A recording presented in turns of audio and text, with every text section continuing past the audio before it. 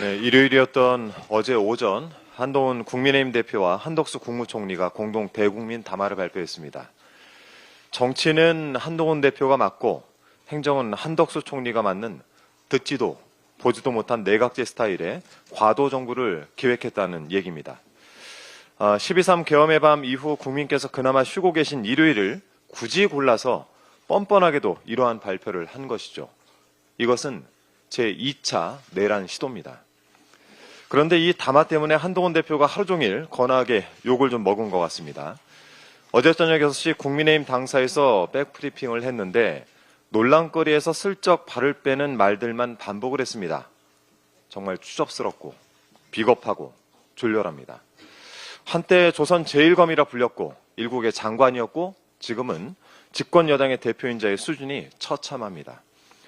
어쩌냐 발언을 좀 짚어보겠습니다. 탄핵은 불확실성이 있으니 조기 퇴진이 더 나은 방안이다. 이건 헛소리죠.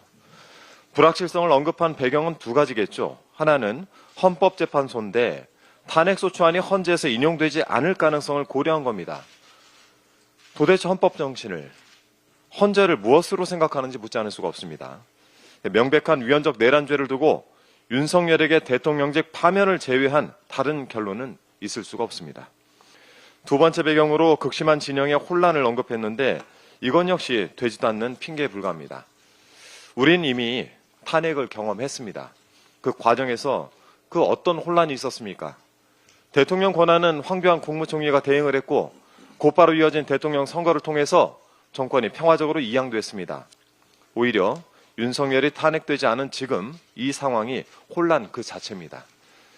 조기 퇴진 주장은 내란 수계를 보호하려는 양두구육에 불과합니다. 차라리 좀 솔직해졌으면 좋겠습니다.